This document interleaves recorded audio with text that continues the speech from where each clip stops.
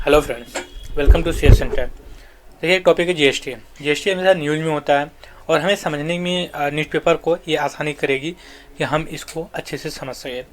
सबसे पहले यहाँ पे देखिए कि आपको लिखा हुआ मिलेगा जीएसटी काउंसिल, राइट। अब आपके समझ में आएगा कि जीएसटी काउंसिल, जीएसटी क्या होती है। सबसे पहले GST goods and service tax होता है, ठीक है। और जो ये टैक्स होता है ना, ये कैसे काम करेगा इसके लिए एक काउंसिल बनी हुई है, ठीक है। एक कॉन्स्टिट्यूशनल है, ठीक है, कॉन्स्टिट्यूशनल है, कॉन्स्टिट्यूशन के अंतर्गत बनाई गई। हम आगे डिस्कस करेंगे। दूसरी चीज, जो काउंसिल आई है ना, कॉन्स्टिट्यूशन अमेंडमेंट करके आई है, ये 101 2016, और जो कि ये जुलाई 1 को इम्प्लीमेंट हुआ था। क्योंकि एक कोई एग्जाम हुआ था, दूसरा में पूछा हुआ था, तो बड़ी चर्चा में था। मैं इसलिए मेंशन कर दे रहा हूँ कि आप लोगों की भी खुशी होगी कि नहीं, इतने छोटे छोटे फैक्ट्स भी डिस्कस कर लिए जाते हैं। हालांकि बड़े एग्जाम्स के लिए ये इम्पोर्टेंट नहीं होता है, बट हमें एक आइडिया होती है तो हमें कॉन्फिडेंस बूस्ट होता है, बस इससे ज़्यादा कुछ नहीं।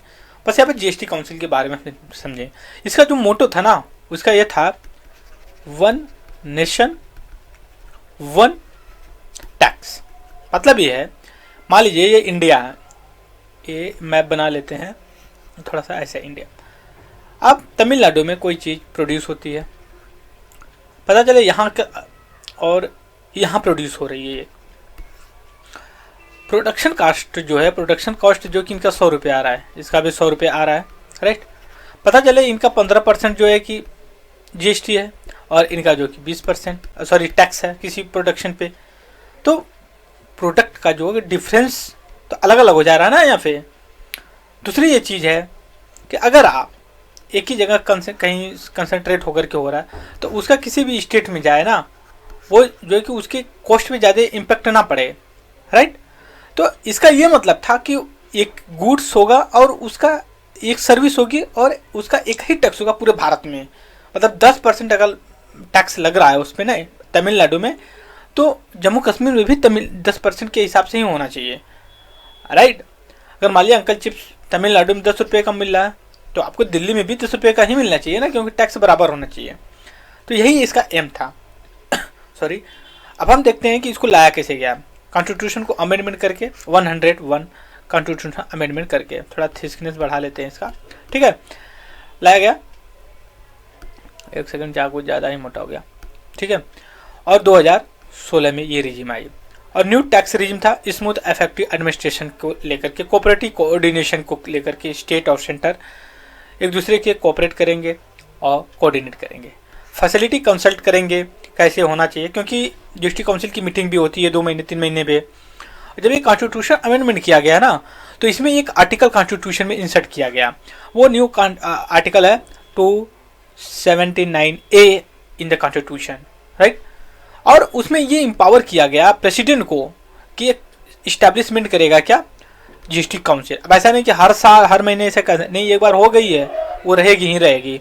और जब प्रेसिडेंट ऑर्डर किया इन 2016 कॉन्स्टिट्यूएंट काउंसिल। दूसरी बात, ऐसे एक सेक्रेटरीट होती है, उसका लोकेशन जो है न्यू दिल्ली में होता है। और इसका जो कि एक्स सेक्रेटरीट होता है, जो कि रेवेन्यू ऑफिसर्स होता है, यूनियन रेवेन्यू ऑफिसर्स जो IRS लोग होते हैं। दूसरी बात यह है कि इसका जो फंक्शनिंग डिस्चार्ज करता है अपना फंक्शन, वो कैसे करता है, हार्मोनाइज स्ट्रक्चर जीएसटी का। मतलब हार्मोनाइज मतलब कि ये कॉमन मार्केट होना चाहिए, एक नेशनल मार्केट में कॉमन, और डिटरमाइन परफॉर्मेंस। दूसरी बात, इसका विजन मिशन क्या है ये देख लीजिए। Highest standard of the cooperation federalism in the council, और हायर स्टैंडर्ड मेंटेन करेगा। A first constitutional federal body vested with the power to take all major decision related to GST. GST से related जो भी matter होगा वो सारे decision GST council के से लिया जाएगा। मिशन का वाइडर कंसल्टेशन, डिफरेंट सेक्टर से लोग कंसल्ट करेंगे, कैसा होना चाहिए टैक्स, किस हिसाब से होना है, कितना होना चाहिए, क्या वर्ल्ड की जो इंटरनेशनल टैक्स रिजीम है, क्या उससे हमारा टैक्स रिजीम मैच कर रहा है, क्या उससे बेटर है, क्या हम हमसे जो कि अदर कंट्री सीख सकते हैं। ये सारी चीज़ें कंसल्ट की जाएंगी। कितना % किस गुड्स पे टैक्स इंक्रीज करना चाहिए। अभी पिछली बार एक बात आई थी, जो पराठा होता है उसमें भी टैक्स लगाने की बात की गई। दूसरी बात, आप जो भी गुड्स लेते हो, सर्विस लेते हो, उसके बाद देखिए जॉइंट वेंचर है, मतलब जीएसटी काउंसिल होती है, उसका चेयरमैन कौन होता है, वो चेयरमैन आपका फाइनेंस मिनिस्टर होता है, यूनियन फाइनेंस मिनिस्टर। इसमें जैसे निर्मला सीतारमण उस समय थी, पहले जो कि आपका अरुण जेटली सर थे, ठीक है। फिर उसके बाद अदर होते हैं जो स्टेट मिनिस्टर होते हैं रेवेन्यू फाइनेंस के। फिर उसके बाद इंचार्ज ऑफ फाइनेंस टैक्स अलग अलग होते हैं। फिर मेंबर होते हैं, और जो मेंबर होते हैं ना स्टेट से, जो मेंबर होते हैं वो स्टेट से आते हैं, वो स्टेट के फाइनेंस मिनिस्टर होते हैं, राइट। अब वो जो कि इसके vice president on the rotation basis पे होते रहते हैं। आज पहले एक मीटिंग में जो है कि मान लीजिए कि फर्स्ट मीटिंग हुई तो उसमें बिहार का हो गया, दूसरे मीटिंग में हुई तमिलनाडु का हो गया, तीसरे, तो ऐसे एंड सो ऑन, ठीक है। दूसरी बात यह है कि ये ऑल्सो डिसाइड कस्टम ड्यूटी और एक्साइज ड्यूटी को डिसाइड करती है as a permanent inviting the voting के लिए। नेक्स्ट हम देखते हैं क्या है इसमें। उसके बाद जो टोटल मेंबर होते हैं, इनकी जो डिसीजन मेकिंग होती है ना, जैसे मान लीजिए कि अगर मान लीजिए कोई टैक्स रिजीम है, ठीक है, और इस पर ये हो रहा है कि 10% टैक्स जो कि इंक्रीज कर दिया जाए। जब 10% टैक्स आप इंक्रीज करोगे, राइट, तो इसमें मेजोरिटी चाहिए, कम से कम आपको 2/3 चाहिए, ठीक है।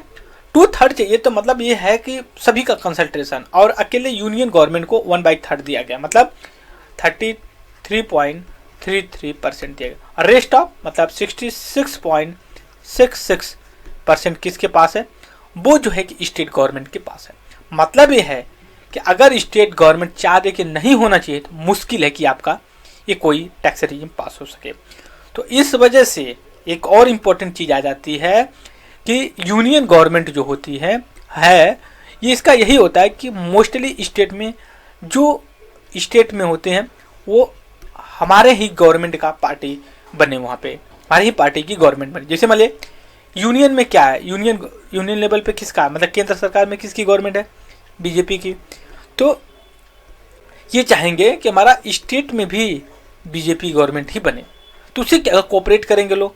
नहीं तो अगर दूसरी, जैसे मान लीजिए कि हमेशा आप डिस्प्यूट सुनते होंगे, पश्चिम बंगाल है, बिहार है, मतलब अदर देन बीजेपी गवर्नमेंट का अगर जो भी गवर्नमेंट होती है वो जो है कि कुछ कुछ डिमांड करती हैं, वैसे बीजेपी को लगता है कि हमें डिस्टर्बेंस हो रहा।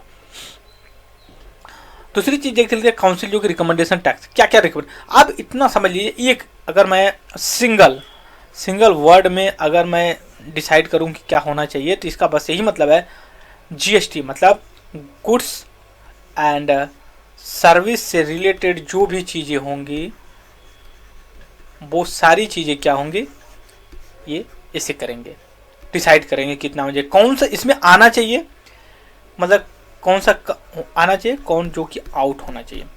ये सब सारी डिसीजन जीएसटी काउंसिल ही लेती है, राइट। तो हमारा ये बेसिक चीज़ें रहा, और ये सब सारी चीज़ें आगे दिया हुआ है। अब यहाँ पे देख सकते हैं कि आर्टिकल को सबमिट डाला गया 279A कॉन्स्टिट्यूशन को, और उसमें प्रेसिडेंट को कहा कि 60 डे रिकमेंडेशन कॉन्स्टिट्यूशन आर्टिकल एक ऑर्डर इशू 60 दिन के अंदर ही जो कि एक इशू करे, और वो जो है कि ये काउंसिल इस्टेब्लिशमेंट करे, कौन करेगा होगा। दूसरी बात, ये इशू किए थे 15 सितंबर 2016 को। फिर उसके बाद रेवेन्यू फाइनेंस मिनिस्टर होते हैं इनके जो कि मेंबर, वो सारी चीज़ें यहाँ पे सारी चीज़ें की। दूसरी चीज़ यहाँ पे देखिए, जब 2019 में जब बाइफर्केशन, मतलब ये जीएसटी से रिलेटेड है, जम्मू कश्मीर को 2 यूनियन टेरेटरी में किया गया, तो नैमली यूनियन टेरेटरी जम्मू कश्मीर, तो वो भी जो कि इनमें जो है कि शामिल हुई पहले नहीं थी। फिर उसके बाद जीएसटी कंपनसेशन एक्ट 2070, कंपनसेशन मतलब ये है कि उसमें ये कहा गया था ना कि जीएसटी से जो लॉस होगा ना, लॉस होगा गवर्नमेंट का, स्टेट का, उनको जो कि अगले 5 साल तक जो कि कंपनसेट किया जाएगा यूनियन गवर्नमेंट के। तो यही अभी भी ये बात चल रही कि जो कंपनसेट पेंडिंग है वगैरह वगैरह, ये सारी चीज़ें। सो हमारा इस वीडियो में इतना ही। Thank you very much the discussion.